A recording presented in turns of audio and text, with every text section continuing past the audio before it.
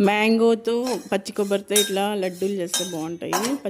First oats కొంచెం dry చేసుకొని పొడి చేసుకోవాలి. తర్వాత పచ్చి కొబ్బరి వెనకంతా తీసేసి ముక్కలు చేసుకొని మిక్సీకి పట్టుకోవాలి. ఇప్పుడు మ్యాంగో కూడా ముక్కలు చేసి పేస్ట్ చేసుకోవాలి. తర్వాత ఒక పెనం మీద పచ్చి కొబ్బరి వేసి 5 minutes సిమ్లో పెట్టుకొని వేపుకోవాలి. వేపుకున్నాక కొంచెం బెల్లం సరిపడా బెల్లం తీసుకోవాలి. బెల్లము లేదా చక్కెర ఏదైనా తీసుకోవచ్చు. కొంచెం ఇలాచీ పౌడర్ వేసి అది కరిగే వరకు వేపుకున్నాక మ్యాంగో పేస్ట్ కూడా వేయాలి.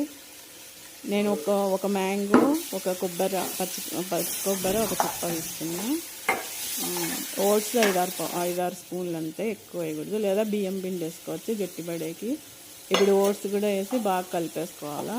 లాస్ట్లో ఒక 2 స్పూన్లు నెయ్యి వేసి మొత్తం కలిపేసుకొని చల్లారినాక రౌండ్స్ చేసి కొబ్బరి పొడి ఉంటుంది కదా, కొబ్బరి పొడిలో కొంచెం అట్లా లడ్డూలని దొల్లిచ్చేసి తీసేసుకుంటే అతుక్కోకుండా ఉంటాయి.